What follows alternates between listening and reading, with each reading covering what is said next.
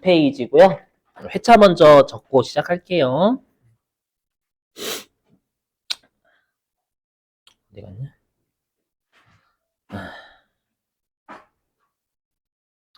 자, 102페이지에 여러분들 네모 3번 있죠? 상품 매매에 관한 등식이라고 있잖아요, 여러분들.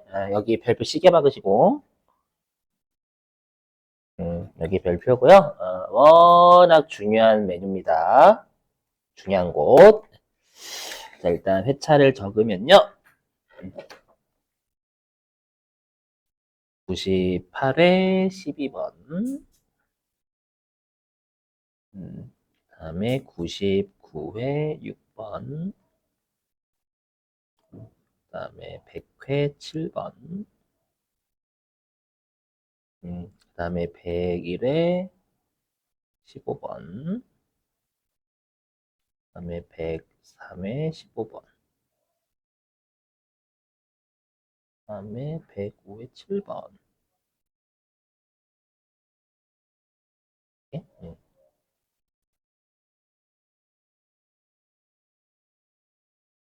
보시면 아시겠지만 계산 문제 출제 진짜 많이 하죠? 여기가 계산 문제가 많이 나와요. 자, 그리고 어디냐면 숙제검사 좀 이따 할게요. 1교시 끝나고. 그 다음에 106페이지, 107페이지구나. 107페이지.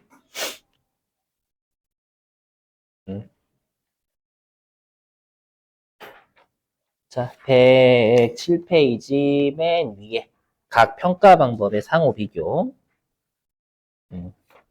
자, 얘가 101에 7, 그 다음에 103회, 그 다음에 104회 7.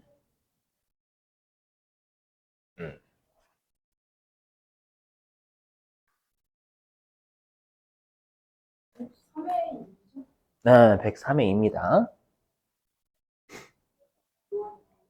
네, 맞는 것 같아요. 네, 맞습니다. 맞습니다. 네. 컨셉을 이렇게 잡았기 때문에 어쩔 수 없어요. 그죠? 다른 선생님은 다릅니다. 다른 선생님, 괜찮아. 그 아니에요. 정말, 저는 반대로. 왜요? 왜? 이게 장점이, 아이고. 아이고.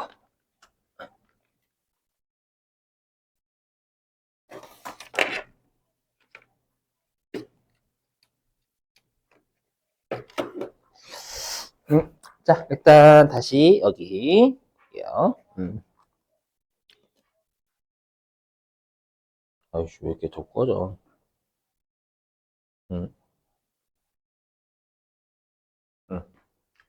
자, 일단 보시죠. 자, 여러분들 우리 그 금액 있죠? 금액, 숫자 금액 있잖아요. 뭐 예를 들면 여러분들이 볼펜을 1,000원짜리를 10개를 사셔야 돼요. 1,000원짜리를 10개. 그럼 1,000원짜리를 10개 사시면 볼펜 값으로 10,000원 주셔야 되잖아요. 그죠? 그럼 우리가 여기에서 10,000원을 금액이라고 하죠. 금액. 그죠? 10,000원을 금액이라고 하고, 그 다음에 그럼 금액은 어떻게 이루어지는 거냐면 10개가 수량이죠. 10개. 10개가 수량이고 하나당 1,000원. 이게 단가잖아요. 단가. 그래서 일단 금액이라는 건 수량 곱하기 단가로 이루어져요. 그죠? 근데 우리가 재고자산 같은 경우에는 중요한 게 계산 문제가 꽤 출제가 많이 돼요. 계산 문제가 출제될 때 여러분들이 이제 우리가 모든 애들이 금액은 수량 곱하기 단가로 나온단 말이에요. 단가로 나오는데 재고자산은 특이하게도 수량에 대한 논리를 어떤 논리를 쓰고 단가에 대한 논리를 어떤 거를 쓰는지를 시험에 종종 물어봐요. 알죠? 그래서 얘네들의 특징을 좀 기억하시려고 노력을 해주셔야 돼요. 계산 문제 출제하니까. 자, 해보죠. 하나씩 살펴보겠습니다. 수량에 대한 논리, 재고자산의 수량. 자, 일단 여러분들이 가정을 해주셔야 될 게 지금이야 여러분들 바코드를 일일이 다 찍으면 나오죠. 재고자산 몇 개 팔렸고 얘가 얼마짜리 이런 거 다 나오잖아요. 그죠? 근데 옛날이라고 생각을 해주셔야 됩니다. 옛날이라고. 그러니까 바코드 이런 거 없던 시절, 컴퓨터도 없고, 자, 보시죠. 자, 수량을 결정하는 방법이 총 3가지가 있습니다. 자, 여기 첫 번째. 마치 여러분들 일기 쓰는 방법이다라고 생각하시면 돼요. 우리가 이제 일기를 여러분들 쓸 때, 우리 입장에서는 일기를 쓸 때, 야, 또라이 아니야? 라고 생각하는 애들은 일기를 계속 쓰는 애들이죠. 야, 또라이라고 생각하는 거죠. 일기를 계속 쓰면 미친놈 아니야? 일기는 몰아서 쓰는 거지. 이렇게 하잖아요. 우리 입장에서. 그렇죠. 아니야? 저는 그렇게 했는데, 그렇게. 아무튼. 그래서, 여기 제목 보시면, 계속 기록법이라고 있죠. 그러니까 이름에서 느껴지시듯이 계속 수량을 적는 거예요. 그렇죠? 그래서, 여기에서 계속 기록법의 특징을 외워주셔야 돼요. 왜냐면 회계급 가면 선생님들이 회계급 때 배우셨죠? 넘어갑니다라고 하고 실제로. 그래서, 계속 기록법은, 우리가 이제 입고 수량이 뭐죠? 입고? 들어온 수량, 그렇죠? 구매한 수량, 그리고 출고, 판매한 수량이잖아요. 그래서 계속 기록법은 실제 우리가 구입한 수량하고요. 그 다음에 판매한 수량을 계속 장보에 적어 나가요. 무조건. 그렇죠? 그래서 계속 기록법이라고 합니다. 특징. 자, 그리고 이제 실지 재고 조사법. 일명 줄여가지고 요거들 많이들 실사법이라고 많이 줄여요. 실사하다. 우리 실사하다 좀 들어보죠. 실사하다? 실제로 조사하다가 실사가 실사. 그래서 뭐냐면 실제로 재고를 조사하는 방법이다라고 해서 12월 31일 기말이 되면은 창고에 들어가서 실제 재고를 세는 거예요. 됐죠? 재고 자산은 워낙 중요한 자산이기 때문에 대부분 회사들은 실제로 재고조사 합니다. 연도말에. 예. 그래서, 근데 여기서 중요한 게 있어요. 계속 기록법은 판매한 수량까지도 기록하죠. 그죠? 근데 여기 실지재고조사법은 구입한 수량은 기록해요. 맞죠? 구입한 수량은 기록하는데 나간 수량은 기록하지 않는다라는 거예요. 이거를 꼭 외워주셔야 돼요. 나중에 우리가 뭐를 계산하냐면 계속기록법의 평균법이라는 걸 계산하고요. 그 다음에 실질재고조사법의 평균법이라는 걸 계산하거든요. 근데 계속기록법은 일단 들어오고 나간 수량을 다 기록한다라는 게 핵심이지만 실질재고조사법은 구매한 수량만 기록하고 나간 수량은 기록 안 한다라는 걸 여러분들이 외워주셔야 나중에 계산 문제 풀 때 낚시를 안 당해요. 어떤 낚시가 있는지는 좀 이따가 예제 가지고 설명드릴 거예요. 아셨죠? 지금은 외워야 되겠다라고 생각해 주시고요. 여러분, 혼합이 뭐죠? 혼합?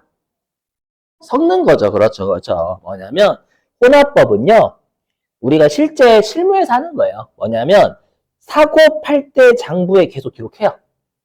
맞죠? 그리고 12월 31일이 되면 실제로 재고를 들어가서 세는 거예요. 맞죠? 요게 혼합법. 알죠? 그래서 요 3가지가 재고 자산의 수량을 결정하는 방법이다. 알죠? 외워주시고. 시험에 이렇게 될 수 있겠죠. 시험에 다음 중 재고 자산의 수량을 결정하는 방법이 아닌 것은 이라고 해놓거든요. 민국법 이렇게 하면 그럴 수 없겠지만 그래서 왜요? 여러분들 내 자신을 사랑해야지. 그죠? 아무튼 잘 외워 이렇게 내요 실제로 여러분들. 뭐 민국법을 내는 게 아니라. 자, 그 다음에 이제 단가를 결정하는 방법인데 여기가 조금 중요해요. 여기가. 자, 뭐냐면 들어보세요. 우리가 그 옛날에 재고자산은 워낙 샀다 팔았다를 많이 해요, 적게 해요. 재고자산은. 많이 해요. 근데 옛날에 여러분 바코드가 없던 시절에는 내가 이제 얼마짜리가 팔리는 건 엄청나게 팔리잖아요. 그러면 팔릴 때마다 이게 얼마에 사왔던 애가 팔렸는지를 바코드 같은 컴퓨터나 이런 것들이 없던 시절엔 알 수가 없겠죠. 왜냐면 실제로 내가 무조건 하나당 100원 주고 사오면 무조건 팔렸을 때 100원짜리가 팔렸네? 이렇게 할 수 있는 거지만 꼭 무조건 100원 주고 살 수는 없잖아요. 맞죠? 요즘 것 같을 때 물가 너무 비싸잖아. 맞죠? 승질나게 안 오르는 건데 월급은. 그죠? 진짜래. 그래서 내가 처음에는 100원 주고 샀다가 나중에는 200원 주고 샀다가 나중에 또 300원 주고 샀다가 이러면 얼마짜리가 팔렸는지 적어놓지 않는 이상은 그게 불가능해요. 그렇죠? 그래서 여기 재고자산의 가정이라고 하지, 가정. 가정이 뭐냐면 재고자산의 구입 단가가 계속 변동하잖아요. 방금처럼. 그러면 어떠한 순서로 팔렸는지를 가정할 수밖에 없다라는 거예요. 그래서 방법이 총 5개가 있거든요. 이 5개를 제발 좀 외워주세요, 여러분들. 자, 어떻게 되면 이렇게 5가지인데, 첫 번째, 개별법. 자, 개별법은요, 말 그대로 개별적으로 우리가 구입한 수량을 기록해가지고 팔릴 때마다 얼마짜리 이렇게 한다라는 거예요. 옛날에도. 주로 비싼 애들, 싼 애들. 우리가 하루 구입 단가를 일일이 적는 거예요. 그러려면 많이 팔려야 옛날에 많이 팔리면 적을 수 있어야 어쩌다 팔리면 적을 수 있어요. 옛날에 바코드가 없으면. 바코드가 없는데 많이 팔리는 사과 있잖아요. 사과에다가 10원, 11원 기록해놔요? 누가 그렇게 가져가? 그죠? 근데 우리가 막 비싼 보석들 있죠? 비싼 보석들은 1년에 많이 안 팔리잖아요. 그럼 걔네들은 얼마에 사온 애가 팔렸는지를 기록할 수 있겠죠, 옛날에도. 알죠? 그래서 개별법은 말 그대로 이렇게 잘 비싼 애들 있죠. 고가의 애들이요. 요런 애들은 옛날에도 얼마에 사왔는지 기록할 수 있거든요. 그렇죠? 그래서 개별법을 뭐라고 하냐면 가장 이상적인 방법이다라고 해요. 왜냐면 얘는 100% 명확하거든. 정확해요. 그래서 개별법은 여기 보이시죠? 뭐냐면 개별법은 실제 판매하잖아요. 그럼 판매하면 판매한 것의 원가가 매출 원가죠, 여러분들. 그죠? 그래서 실제 구입 원가를 기록을 했다가 팔렸을 때 걔를 매출 원가로 잡는 거예요. 팔린 것의 원가로. 알죠? 그래서 가장 수익과 비용이 적절하게 대응된다라고 해요. 한마디로 정확한 방법이다라는 뜻이에요. 이것만 알고 계시면 돼요. 개별법 말문제가 얘만 나와요. 아시죠? 대비하시고. 자, 그 다음에 선입선출법은 뭐냐면 선자가 먼저라는 뜻이 먼저. 그래서 먼저 구입했다라는 뜻입니다. 먼저 구입한 상품이 먼저 판매가 된다 이 뜻이에요. 알죠? 먼저 사온 상품이 먼저 판매가 되는 방법. 그래서 우리가 가끔씩 이 선입선출법은 그 편의점 저도 예전에 아르바이트 좀 많이 했었거든요. 그 어디지? 그 미니스토마 빼고 예전에 지금이야 뭐 CU나 여러분 GS도 그 뭐지 치킨 같은 거 팔잖아요. 짜증나겠더라고. 그렇죠? 근데 저 어렸을 때만 하더라도 PC방에서는 그냥 요즘 PC방에 알바가 요리하러 가더만. 그죠?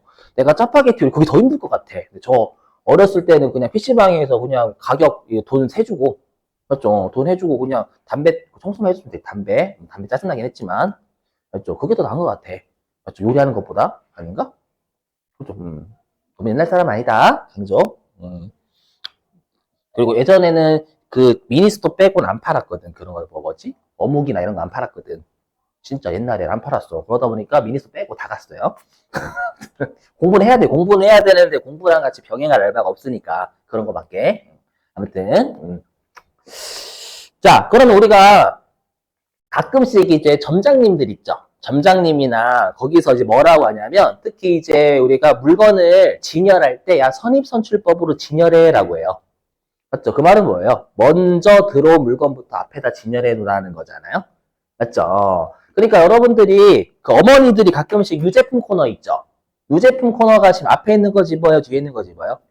뒤에 있는 거죠. 쫙 이렇게 그죠. 어머니는 이미 회사들이 선입선출법을 쓰고 있다를 알고 있는 거예요. 그죠? 이해되시겠죠? 그래서 선입선출법은 먼저 들어온 상품이 먼저 나간다. 알죠? 요게 선입선출법이고요. 자, 그 다음에 후입선출법은 반대예요. 후자가 어떤 후자냐면 나중 후자 씁니다. 자, 해석하면 나중에 들어온 상품을 먼저 판매한다라는 거고요. 이런 기업들은 거의 없다고 보시면 돼요. 그렇죠. 전통시장에서는 후입선출법을 말로 씁니다. 말로. 그렇죠. 어머니께서 거기 있잖아요. 저희 그 장사하시는 어머니들 있죠. 그렇죠. 장사하시는 어머니들께서 저희 이제 어머니가 뭔가 이제 콩나물이나 이런 것들 사려고 하면 분명히 연세가 들어 보이긴 하거든. 근데 언니라고 하잖아. 기분 좋게. 아이고 언니 왔니? 언니 왔어? 막 이렇게. 그 기분이 이때 좋아. 했죠. 그러면서 방금 들어온 건데 먼저 파는 거야 그러잖아요. 그죠? 거짓말이야 그거. 거짓말. 거짓말이야 거짓말. 했죠. 방금 들어온 거 먼저 파는 사람 잘 없다. 그죠? 그죠? 그래서 말로 후익선출법이요. 나중에 들어온 걸 먼저 판다. 했죠? 그래서 죄송합니다. 이러면 전통시장 비하발언을 얘기하는데. 했죠? 그래서 나중에 들어온 걸 먼저 판다. 요게 후입선출법. 자, 그럼 이제 여러분들이 구분하실 게 이제 평균법이요. 총평균법이 있고 이동평균법이 있거든요. 근데 이 평균법이 하나는 계속기록법의 평균법이고 하나는 우리가 아까 했던 실질재고조사법의 평균법이에요. 이거를 시험에 장난을 쳐요. 그래서 꼭 어떠한 방법의 평균법인지 이해를 하시려고 노력하시고 반드시 암기를 해주셔야 돼요. 해보면 자 일단 우리가 여기에서 이동평균법 있죠. 이 이동평균법이 계속기록법의 평균법이에요. 들어보세요. 아까 계속기록법은 사온 것만 기록한대요. 판매한 것도 같이 기록한대요. 후자죠, 후자. 사온 것도 기록하고 판매한 것도 기록한다면서요. 그러면 판매할 때 평균을 미리 내놔야 돼. 왜냐면 우리가 판매할 때도 기록하니까 우리가 팔 때의 평균을 알아야 되거든. 맞죠? 그럼 어떻게 해야 돼요? 살 때마다 평균을 계속 두드려 패야 돼요. 맞죠? 살 때마다 평균을 내야 그 평균대로 팔렸다라고 보는 거거든요. 맞죠? 그럼 생각해보세요. 그럼 살 때마다, 입고가 살 때예요. 살 때마다 계속 평균을 내요. 그럼 평균이 무빙을 하겠죠. 그죠? 근데 무빙 평균법하고 이상하잖아. 우리나라, 죄송해요. 이거 아닌 것 같아. 그래서 이동평균법이라고 하는 거예요. 이해되시겠죠? 무슨 말인지? 자, 근데 우리가 실지재고조사법 같은 경우에는 판매한 걸 기록한대, 안 한대요? 저기요? 판매한 거 기록한대요, 안 한대요? 실지재고조사법. 안 해요. 안 한다라는 건 팔릴 때마다 평균을 알 필요가 없어요. 맞죠? 알 필요가 없으니까 그냥 판매할 때 안 적으니까 평균 알 필요가 없는 거예요. 그래서 어떻게 하냐면 그냥 기말에 창고를 들어가기 전에 평균을 한 방에 때리고 들어가요, 그냥. 그러니까 평균을 한 방에 때리니까 총자를 쓰는 거예요. 그렇죠? 그래서 총평균법 구분하셔야 돼요. 어떻게 장난치냐면 계속기록법의 평균법을 총평균법이라고 한다 이렇게 장난친단 말이에요. 알죠? 그래서 또 특징 알고 계셔야 됩니다, 이거. 자, 그럼 밑줄 좀 치고 가겠습니다. 일단 요거까지 해야 되겠다. 자, 이제 선입선출법과 후입선출법의 비교. 자, 시험에 당연히 이 둘은 비교하는 문제를 낼 수밖에 없어요. 왜? 너무 극과 극이거든요. 그죠? 그래서 말문제 대비. 자, 일단 물량 흐름은 뭐냐면 대부분의 기업들이 쓰는 방법이 선입선출법이냐 후입선출법이냐라는 거예요. 대부분의 기업들 뭐 쓸까요? 그렇죠. 맞아요. 그래서 선입선출법이 대체적으로 일치한다라고 되어 있고요. 즉 대부분의 기업들이 쓰는 게 선입선출법이다라는 뜻이고 후입선출법은 대부분의 기업들이 안 쓴다라는 거예요. 자, 여기 후입선출법. 자, 여기는 쉽죠. 근데 이제 문제가 뭐냐면 여기서부터예요. 뭐냐? 자, 여러분들 우리가 기말 재고자산이 남아있는 거예요? 팔린 거예요? 재고자산. 남아있는 거죠, 남아있는 거. 그리고 우리가 어저께는 아니고 그저께 취득원가라는 거 배웠죠. 취득원가. 얼마 주고 샀었니라는 뜻. 과거에 샀었던 금액을 회계에선 취득원가라고 한다면서요. 그죠? 그러면 그 물건을 지금 가격으로 산다면, 지금 가격이 시가잖아요. 지금 가격으로 산다면 줘야 되는 가격을 회계에서는 현행원가다라고 해요. 현행원가. 요게 구입 시 시가입니다. 그러니까 내가 예를 들어가지고 3년 전에 컴퓨터를 200만 원 주고 샀으면 그 200만 원이 취득원가라고 부르는 거예요. 회계에서. 됐죠? 근데 만약에 3년 전에 샀던 컴퓨터를 지금 가격으로 산다면 한 70만 원밖에 안 된대. 새로운 이제 애들이 나왔으니까. 그렇죠? 그럼 그 70만 원은 현행원가다라고 부르는 거예요. 이해되시겠어요? 현행, 그러니까 여러분 현행 제도가 현행 제도가 잘 반영하지 못한다 이런 말 쓰잖아. 현행 제도. 맞죠? 현행이 지금이 지금. 그래서 앞으로 현행원가라고 나오면 시가 개념인 거예요. 시가 개념. 맞죠? 다음 잘 보세요. 자, 사례 들어보게 사례. 자, 사례 좀 들어보면은요. 자, 내가 처음에 100원 주고 재고자산 상품을 샀대요. 그리고 200원 주고 재고자산을 샀대요. 이거 사온 순서입니다. 사온 순서. 처음에 100원 주고 사왔고 그 다음에 200원 주고 사온 상황이에요. 자, 그랬을 때요. 우리 지금 남아있는 기말재고 보는 거잖아요. 남아있는 거. 이 중에 하나가 팔렸대요. 이 중에 하나가 팔렸다라고 가정해 볼게요.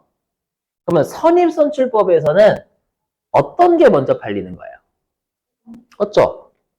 처음에 사왔던 100원짜리가 팔린 걸로 보잖아요. 그럼 선입선출법에서 남아있는 건 얼마짜리가 남아있는 거예요? 200원짜리가. 그래서 선입선출법은 남아있는 게 200원짜리죠. 그럼 이 200원짜리는 최근에 사온 거예요? 예전에 사온 거예요? 최근에 사온 거. 그럼 최근에 사온 건 시가라고 해야 하네요. 안 해? 최근에 사온 거 시가라고 하네요. 시가에서 뭐라고 하냐면 선입선출법은 시가를 잘 반영한다라고 하는 거예요. 됐죠? 됐죠, 여러분들? 반면에 후입선출법은 뭐가 먼저 팔리는 거예요? 이 둘 중에. 그죠? 200원짜리가 먼저 팔리는 거죠. 그러면 거꾸로 후입선출법에서 남아있는 건 100원짜리가 남아있는 거예요. 그러면 이 100원짜리는 최근에 사온 거, 예전에 사온 거? 예전에 사온 거. 맞죠? 그럼 예전에 사온 거니까 예전에 사온 건 시가를 잘 반영 못하는 거죠. 시가를 잘 반영 못한다라고 해요. 됐죠? 자, 멈춰요. 거기서 생각 멈춰. 지금 눈 이렇게 뜨는 순간 큰일 나는 거야. 내가 여기서 많이 고생해봤거든. 맞죠? 시가, 여기서 멈춰야 돼. 멈춰! 있잖아요. 옛날 그 개그지만. 멈춰야 돼. 거기서 생각하지 마. 제발 눈동자 위로 올리지 마. 제발. 맞죠? 여긴 그래야 돼. 진짜. 왜냐면 눈동자를 올리면 더 생각한다라는 뜻이고, 여기는 더 생각하면, 네. 이렇게 되는 게 아니라 미치고 한장하겠다 되는 거예요. 멈춰요. 아셨죠? 제가 여기서 잘라주니 분명히 좋아요. 분명히 난 어디 생각하고 있는지 알거든. 멈춰요. 거기서 멈춰야 돼. 알았죠? 눈 뒤집지 마요, 제발. 여기서 멈춰야 돼, 제발. 알았죠? 이게 저한테 고마워할 거예요. 이제 멈춰야 돼. 자, 그 다음에, 자, 여기, 예. 자, 이제 수익 비용 대응 여부예요. 우리가 지금은 상품을 만약에 100원짜리 사왔던 게 팔렸어. 그럼 이 100원짜리가 팔린 것의 원가니까 매출 원가가 되는 거잖아요. 맞죠? 그래서 여기에서의 수익은 뭐냐면 매출 얘기하는 거고요. 맞죠? 그리고 여기에서의 비용은 매출 원가 얘기하는 거예요. 우리 매출 원가가 비용이어야만 한다라고 했죠, 여러분들? 맞죠? 그래야 이익이 나오는 거니까. 자, 그럼 그랬을 때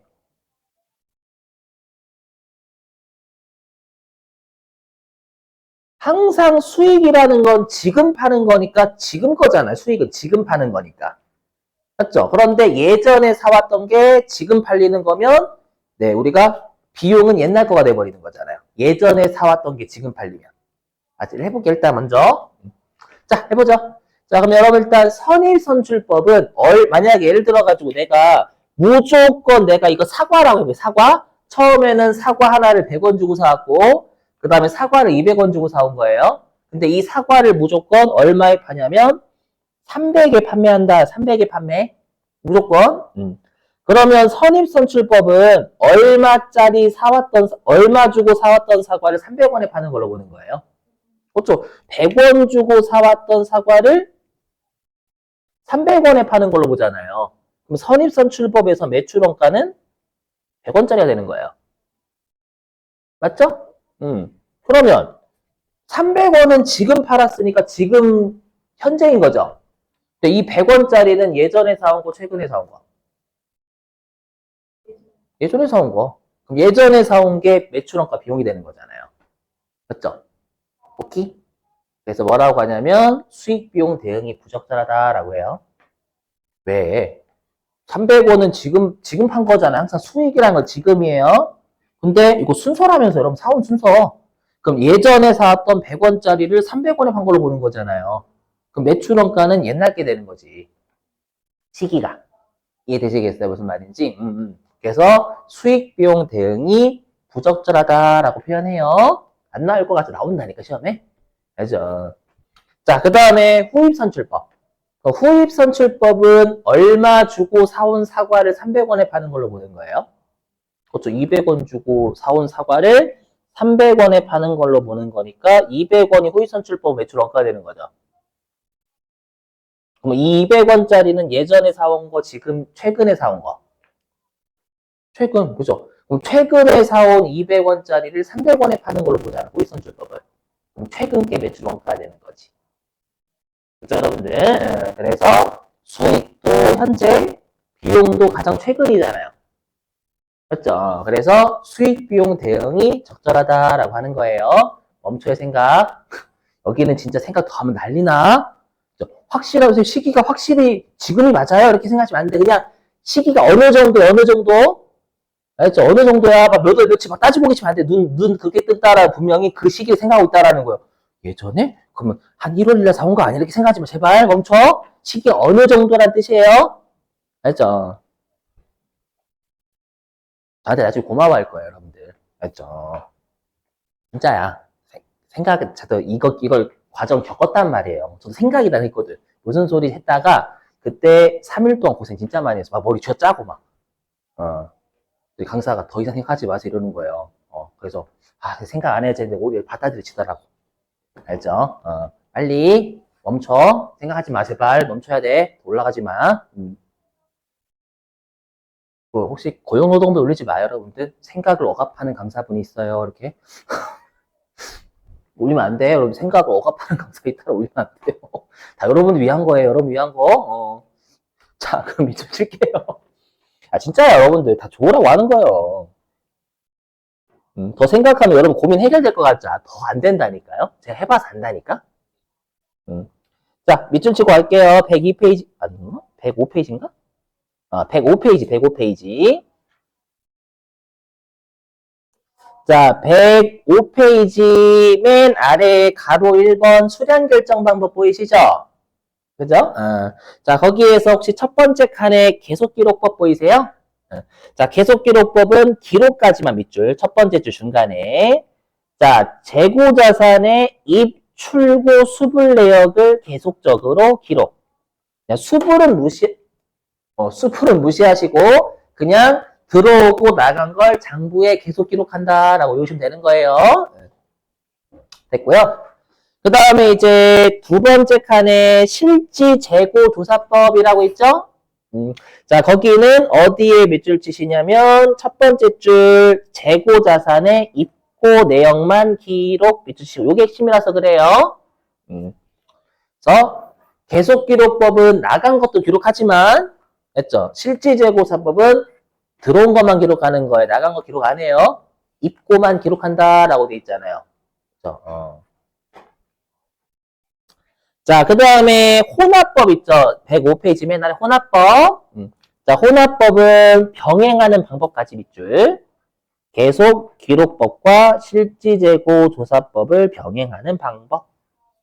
기억하시고. 자, 이제 106페이지로 넘어갑니다. 자, 맨 위에 가로 2번 단가 결정 방법 보이시죠? 별표 좀. 네. 물론 여러 몇 개 없었지만 위로 올라가면 올라갈수록 잘 내요 시험에. 자, 개별법은요 어디에 밑줄 치시냐면 첫 번째 줄에 방법까지 밑줄. 각 재고자산별로 매입원가 또는 제조원가를 결정하는 방법. 물론 제조원가는 나중에 원가회계라는 곳에서 배우시게 될 거예요. 그리고 두 번째 줄에 이상적이고 여기서부터 방법이다까지 전부 빗줄. 두 번째 줄에 이상적이고 가장 정확한 원가 배분 방법이다. 배분이 뭘까요? 배분. 그렇죠, 그렇죠. 일상생활로 따지면 자주 쓰는 용어가 있는데. 뿜, 빠, 이. 응? 일상생활에서 뿜빠이, 아니, 배분이라는 용어 나중에 원가 얘기 때 많이 보시게 될 거거든. 그래서 이미 설명하는 뿜빠이, 뿜빠이. 그렇죠? 근데 뿜빠이 하는 방법 이렇게 하면 이상하잖아. 회계가 학문인데. 그죠? 자, 그 다음에 동그라미 2번 선입선출법 있죠? 자, 선입선출법은요, 일단 첫 번째 줄 끝에 방법까지 쭉 밑줄. 먼저 매입 또는 생산한 재고 항목이 먼저 판매 또는 사용된다는 원가 흐름을 가정하는 방법. 그러니까 먼저 사온 걸 먼저 판다. 이게 선입선출법. 네. 자, 그 다음에 동그라미 3번 후입선출법 있죠. 자, 후입선출법은요. 죄송한데 얘는 전부 다 밑줄이에요. 뭔가 이상해가지고. 자, 두 줄 전부 다 밑줄. 자, 가장 최근에 매입이 후입이죠. 또는 생산한 재고 항목이 선출. 가장 먼저 판매 또는 사용된다는 원가 흐름을 가정하는 방법 해주시고 계속 기말 재고로 남아있는 항목은 가장 먼저 매입 또는 생산한 항목이다. 그럼 방금 밑줄 친 두 번째 줄 있죠. 왜냐하면 후입선출법은 나중에 사온 것부터 먼저 팔잖아요. 그럼 남아있는 건 예전에 샀던 게 남아있다 그 뜻이에요. 즉 기말 재고자세 시가를 잘 반영한다 못한다? 예전 게 남아있으니까 못한다라는 거예요. 그래서 적어주세요. 두 번째 줄 요거에다가 여기 요 기말 재고에 남아있는 항목은 요거자 요거 여기에다가 뭐라고 적어주시냐면 기말 재고자산의 시가를 잘 반영하지 못함.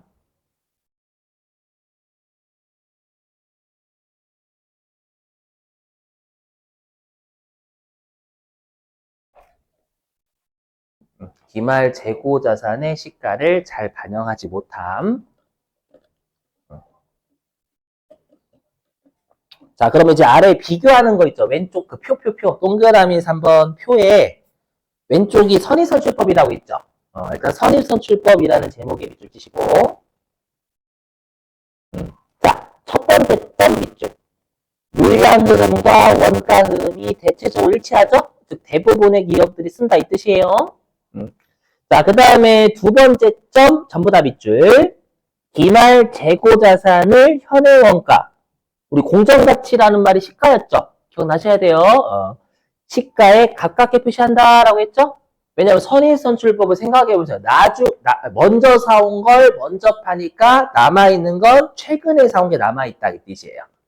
여기, 자, 그 다음에 세 번째 점 밑줄. 수익과 비용의 대응이 부적절. 왜냐하면 옛날에 사왔던 재고를 지금 파는 걸로 보는 거니까. 옛날하고 지금은 대응이 안 된다. 이 정도면 여기서 멈춰야 돼, 제발. 플리즈. 플리즈. 자, 그 다음에 오른쪽 후입선출법이에요. 자, 후입선출법 첫 번째 점 밑줄. 물량 흐름과 원가 흐름이 불일치. 즉, 대부분의 기업들이 안 씀 이 뜻이고. 그 다음에 세 번째 점 밑줄.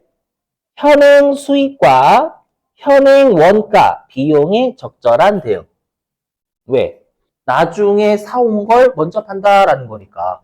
맞죠? 그럼 매출 원가가 최고게 되는 거예요. 나중에 사온 걸 파는 거니까, 먼저. 맞죠? 그럼 나중에 현행. 맞죠? 이렇게. 예. 그래서 아까 우리가 선입선출법은 먼저, 예전에 사온 걸 먼저 파는 거고, 후입선출법은 최근에 사온 걸 먼저 파는 거잖아요.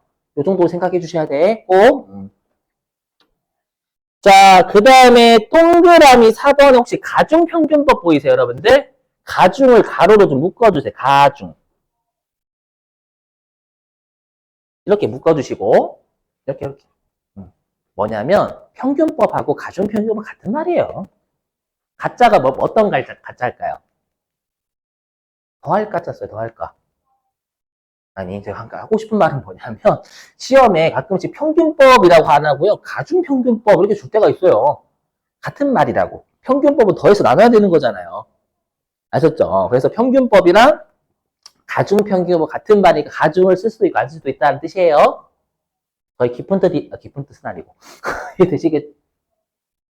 이해되시겠죠? 협조는 잘 안 해주면 좀 생각이 있어요. 협조 잘 해주셔야 돼. 늦게 가시고 싶으시면. 예, 자, 잠깐만. 자. 그렇구나. 자, 이거, 이러면 안 되는데? 자, 기억 총평균법 제목의 위주. 여기에서 핵심은 총자죠. 평균을 한 방에 두드려 패는 거니까 실지재고조사법 평균법인 거예요. 그래서 두 번째 줄에 실지재고조사법에서 사용의 위주를 쓰시고. 자, 그 다음에 니은 이동평균법 있죠? 제목의 밑줄 이동평균법.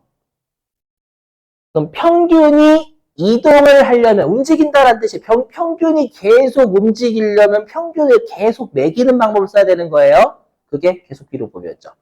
맞죠? 팔 때마다 평균을 계속 내가 알아야 되니까 살 때마다 평균 내야 되기 때문에 평균이 이동을 한다는 뜻이에요. 그래서 두 번째 줄 끝에 계속 기록법에서 사용 밑줄 치시고 자, 원래는 더 해야 되는데 여기서 더하면 시간 좀 오래 걸릴 것 같아요. 여러분 못 쉬실 것 같아요. 그래서 우리 쉬었다가 2교시 할 건데 숙제 검사를 할 거예요. 자, 숙제 펴놓고 계시고 쉬는 시간은 숙제 검사 하고